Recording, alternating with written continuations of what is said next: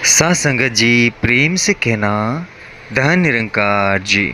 सतगुरु माता सुदीक्षा सविंदर हरदेव जी महाराज की जय।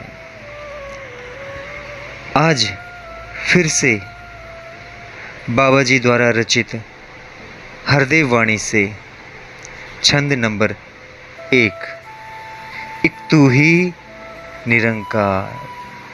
जैसा कि इसमें बाबा जी बहुत ही खूबसूरती से उस निराकार दातार के बारे में बता रहे हैं कि तू ही पिता है, तू ही है माता, नित नित तुझको नमन करूं।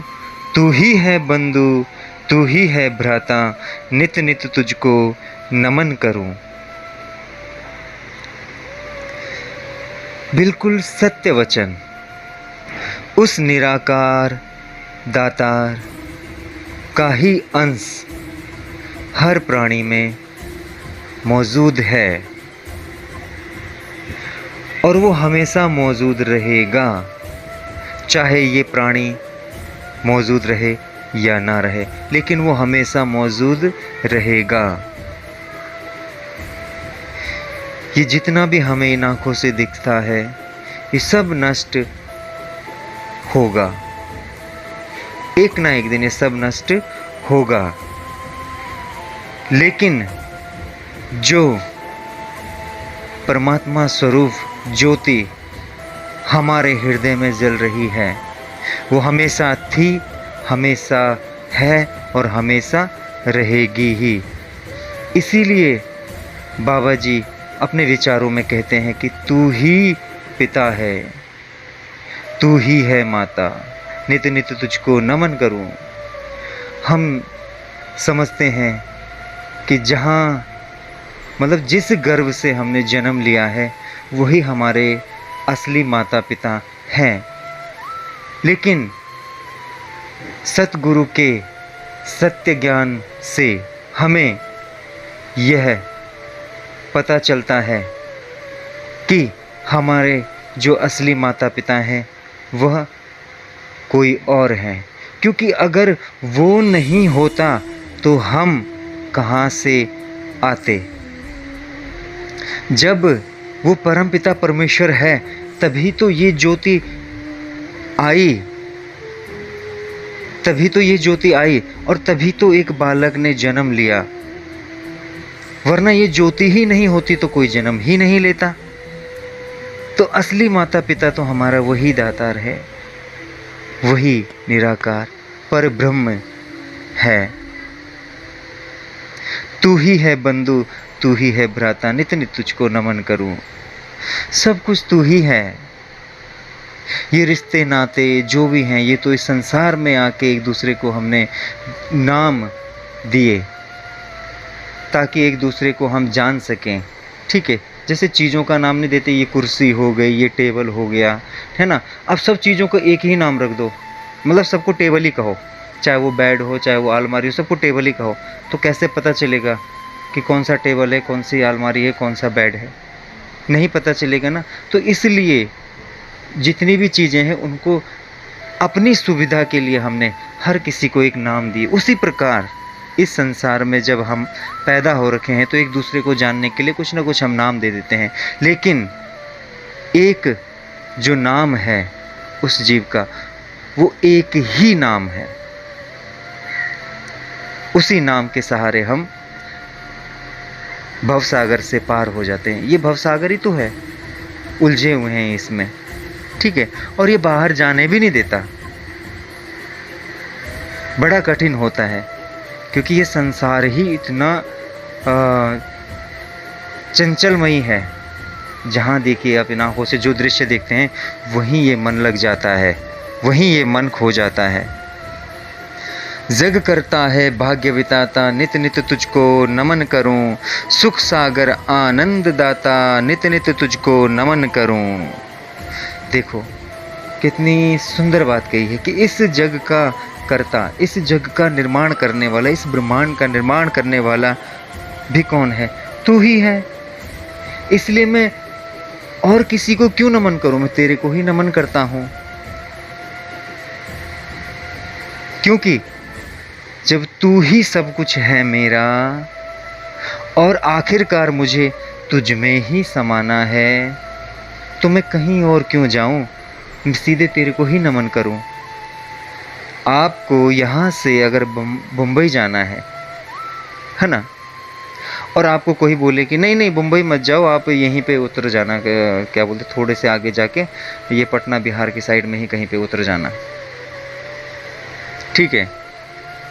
या आपको कोई बोले कि आप आगे जाइए और आप बंगाल चले जाना, ठीक है, तो आप करेंगे नहीं ना, क्योंकि जाना आपको कहा है भाई बम्बई जाना है तो बम्बई ही जाएंगे। मैं क्यों आगे जाऊं और क्यों मैं बीच में उतरूं, ठीक है। इसी प्रकार जब इस जीव को पता चल जाता है कि मुझे कहाँ जाना है और कहाँ से मैं आया हूँ, तो फिर वो उसी रास्ते पे चलता है, बीच में कहीं नहीं, किसी इधर उधर की बात नहीं। सुख सागर आनंद दाता नित नित तुझको नमन करूं, सारा सुख तो तेरे में ही समाया हुआ है, सारा सुख का सागर तो तुझ में ही बसा है, ठीक है। देखिए, दुख कोई चीज़ नहीं है, लेकिन सुख का अभाव ही दुख है। अंधेरा कोई चीज़ नहीं है, लेकिन उजाले का अभाव ही अंधकार है। और अगर अंधकार का हमारे जीवन में आना होता है, तो इसका मतलब ये हुआ कि कहीं ना कहीं उजाले की कमी है।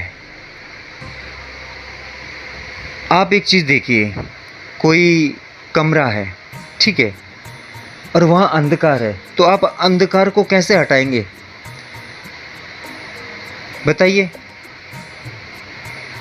आपने जैसे ही उजाला किया, वो अंधकार कहाँ चला गया, कुछ पता ही नहीं चला। इसका मतलब उजाले का अभाव ही अंधकार है ना।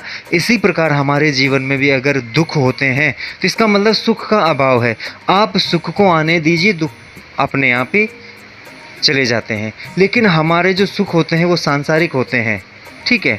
और हम सोचते हैं कि एक गाड़ी आ जाएगी तो सुख आ जाएगा, ठीक है, एक मकान बन जाएगा तो सुख आ जाएगा। नहीं, ये आपकी इच्छाएं हैं। इसमें क्या होगा कि आप एक की पूर्ति करते हैं तो दूसरा शुरू हो जाता है। आप बाइक लेंगे तो कार की आपकी इच्छा होगी, ठीक है। फिर ये तो मन के भाव हैं आपके, ये मनोवृत्तियां हैं जो आपकी बढ़ती ही रहती हैं, आपकी कभी कम नहीं होती हैं। असली सुख तो परमेश्वर, परमात्मा, निराकार दातार, उसके ही चरणों में है और उसी में है।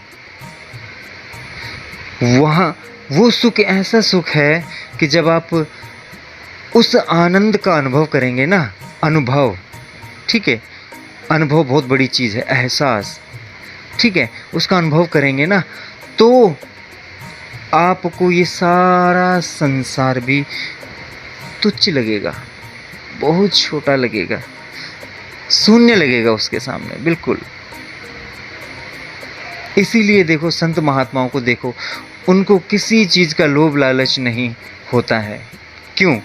इसी वजह से, क्योंकि असली सुख की प्राप्ति उन्हें हो गई है, तो वो उसी सुख में जीते हैं। और लोग सोचते हैं कि वो पागल हैं।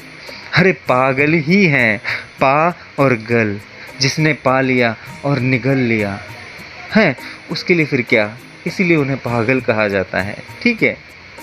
लेकिन लोग पागल कुछ और समझते हैं। वाह, यही तो दुविधा है संसार की, ठीक है। और संसार में आप आए हो, लेकिन किस लिए आए हो, इसको जानना बहुत ज़रूरी है। और ये सतगुरु के चरणों में समर्पण भाव से अपने आप को न्योछावर करने से ही होगा। और सतगुरु भी वो जो आपको सत्य से मिला दे, वही। निरंकार है सबसे बड़ा तू, नित नित तुझको नमन करूं। वाह, पल छिन मेरे साथ खड़ा तू, नित नित तुझको नमन करूं। वाह, निरंकार है तू, जिसका कोई आकार नहीं है, और हर पल तू मेरे साथ है। कैसे? देखिए, परमात्मा की ज्योति स्वरूप जो जीव आत्मा है वो कहाँ है? हमारे हृदय में। देखिए, सब कुछ जब कोई मर जाता है, जिसका स्वर्गवास हो जाता है, उसको देखो, सारी चीज़ें उसके पास वहीं पर होती हैं। ध्यान से देखना, सब चीज़ें उसकी वहीं पे हैं, कोई भी चीज़ उससे नहीं छीनी हुई। लेकिन एक चीज़ नहीं है उसके पास। क्या? यह श्वास। इसी श्वास में वो निराकार दातार हमारे साथ जुड़ा हुआ है। अब कहेंगे कि कैसे? देखिए, जब आप पैदा हुए तो सबसे पैदा होते ही डॉक्टर हो, चाहे वो पहले दाई होती थी ना गांव में, जो वैसे पैदा हो जाते थे गांव में, अब तो डॉक्टर्स हो गए, ठीक है। तो वो क्या देखते थे कि इसकी सांस चल रही है कि नहीं चल रही। अगर आपकी सांस नहीं चल रही और आपके पास सब कुछ है तो क्या करेंगे? वो आपको घर लाने की बजाय कहीं और लेके चले जाएंगे। लेकिन अगर वो सांस चल रही है तो खुशियां मनाते हुए आपको घर लाएंगे और आनंद ही आनंद फिर, ठीक है। तो वो श्वास जो आपके जन्म के समय आपको मिली, वो श्वास ही लास्ट जिस समय आप यहाँ से जाएंगे, उसी समय वो श्वास भी जाएगी। इसका मतलब इसी श्वास में वो परमात्मा स्वरूप निराकार दातार हमारे साथ पल छिन्न बना हुआ है और इसी को हमें जानना है। बताइए, कितने हैं कि जो इस श्वास पर ध्यान देते हैं? नहीं, क्योंकि सबसे करीब यही है हमारे, यही तो है। बाबा जी ने सीधे सीधे लिखा है, पल छिन्न मेरे साथ खड़ा तू, नित नित तुझको नमन करूं। कि इतने करीब है तू मेरे कि जितने करीब मेरा कोई भी नहीं है। ना मेरी माँ, ना मेरा बाप, ना मेरे भाई, ना बंधु, ना बीबी, ना बच्चे, इतने करीब तू है। और जिस दिन तू चला जाएगा उस दिन क्या करेंगे ये जो तेरे अपने, जिनके लिए तू मरते फिरता है ना, जो तेरे लिए मरते फिरते हैं, ये भी तेरे को क्या करेंगे?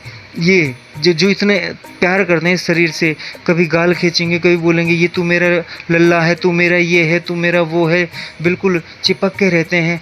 तो ये क्या करेंगे? उसी दिन खुद लेके जाएंगे और अग्नि को समर्पित कर देंगे और खुद आग लगा के भी आएंगे कि लो, ठीक है, बताओ। लेकिन सबसे करीब कौन है? वही निराकार दातार हमारे सबसे करीब है। मैं अपने मन से कुछ नहीं कह रहा हूँ, यहाँ पे बाबा जी ने स्वयं अपने वचनों, पल छिन्न मेरे साथ खड़ा तू हर पल मेरे साथ खड़ा है, नित नित तुझको नमन, इसलिए मैं तेरे को ही नमन करता हूँ। मैं मछली का, तू सागर है, नित नित तुझको नमन करूँ। देखो, मैं मछली हूँ, देखो, मछली को सागर से बाहर निकालो, क्या होता है? मर जाएगी। इसी प्रकार अगर ये जो परमात्मा स्वरूप ज्योति हमारे में बसी हुई है, अगर जैसी ये निकल जाएगी, ठीक है, तो फिर क्या बचेगा? कुछ भी नहीं, ठीक है। जुदा ना होता तू पल भर है, नित नित तुझको नमन करूं। और ये हमसे कभी जुदा है ही नहीं, अभी भी है और उसके बाद भी रहेगा। इसीलिए ये मानव तन जो मिला हुआ है ना, इसीलिए मिला हुआ है कि इसमें रहकर तू इसको जान जा। बाकी इतने सारे जीव हैं, उनको क्यों नहीं कहता कोई, या उनको कोई भी जो गुरु हो, सतगुरु हो, क्यों ज्ञान नहीं देते? क्योंकि एक चेतन शक्ति में जो पैदा हुआ है वो ये मानव ही हुआ है, ये मानव ही हुआ है, ठीक है। इसमें ये चेतन शक्ति है कि जिसको वो समझ सकता है, जान सकता है, ठीक है, और उस पर चलकर अपनी मुक्ति को पा सकता है। तू ही समाया है अंग संग में, नित नित तुझको नमन करूं। वाह, क्या बात बाबा, बाबा जी के चरणों में सादर दंडवत नमन। कितनी बड़ी बात कह दी, तू ही समाया है अंग संग में, अंग संग में तू ही समाया है। बताओ, इससे बड़ी बात और क्या कहनी है कि नित नित तुझको नमन करूं। तू तो मेरे हर रोम रोम में समाया हुआ है। जब ये परमात्मा स्वरूप ज्योति हमारे हृदय में है तो पूरे अंग संग में, उसी के कारण तो ये सब कुछ चल रहा है ना। ये धड़कनें चल रही हैं, ये ब्लड सर्कुलेशन चल रहा है, ये आंखें देख पा रही हैं, ये जो मैं कह रहा हूँ ये बोल पा रहा हूँ, है ना, उसी के कारण है ना? ये जो दिमाग चल रहा है, ये जो चित्त चल रहा है, ये विचार किसके कारण? उसी के कारण आ रहे हैं। आ रहे हैं कि नहीं आ रहे हैं? तो इसलिए मैं किसको नमन करूँ? मैं तेरे को ही नमन करता हूँ। इसीलिए कहा जाता है कि सबसे पहले स्वयं को जानो, है ना? हम बाहर ढूँढने लगते हैं, बाहर, बाहर कुछ भी नहीं है, बाहर कुछ भी नहीं है। जो कुछ है वो आप में ही समाया हुआ है, ठीक है? एक बार अपने अंतर आत्मा में झाँको और देखो, उसकी भी एक विधि होती है, ठीक है? वो सतगुरु द्वारा ही प्राप्त होगी आपको, ठीक है? रंग जाऊं तेरे ही रंग में, नित नित तुझको नमन करूं। क्यों मैं इस संसार के रंगों में रंगूं? ये तो मेरे को बाहरी बना रहा है। मैं तो रंगना चाहता हूँ तेरे ही रंग में, ताकि मैं स्वयं को जानूं, स्वयं को पहचानूं और तेरे में ही लीन हो जाऊं। क्योंकि ये जितने भी रंग जो दिख रहे हैं वो सब तेरे से ही उत्पन्न हैं, तो मैं तेरे में ही रंग जाऊं। जित जाऊं उत तुझे ही पाऊं, नित नित तुझको नमन करूं। मैं कहीं भी जाता हूं तो पल भर मेरे साथ है, हर पल मेरे साथ है। मैं सोता हूं, मैं जगता हूं, मैं उठता हूं, मैं बैठता हूं, मैं खाता हूं, मैं पीता हूं, मैं जो भी करता हूं, तू पल भर मेरे साथ है। ये मैं तेरे को नमन करता हूँ, इसलिए मैं तुझको नमन करता हूँ। और तुझ में ही मैं रमा रहूँ, इसलिए मैं तुझको नमन करता हूँ। गुण तेरे हर देव गाऊं, नित नित तुझको नमन करूँ। जब स्वयं बाबा जी ने स्वयं को जाना, स्वयं में उस निराकार परमात्मा की अनुभूति की, अनुभव किया, तो उन्होंने भी क्या कहा? गुण तेरे हर देव गाऊं, नित नित तुझको नमन करूं। वो खुद कहते हैं कि मैं भी तुम्हारे गुण गाऊं, क्योंकि मुझ में भी जो ज्योति है वो तेरी ही है। और मैंने जब ये ज्योति को पा लिया और समझ लिया और जान लिया, इसलिए मैं तेरे में ही समर्पित हो गया। और अब मैंने जाना है तो मैं सबको जनाऊं और सबको इस भवसागर से मुक्ति दिलाऊं। यही बाबा जी कहते हैं और कहा उनके वचनों में। इसलिए कहते हैं कि नित नित तुझको नमन करूं, नित नित तुझको नमन करूं, नित नित तुझको नमन करूं। साथ संगत जी प्रेम से कहना, धन निरंकार।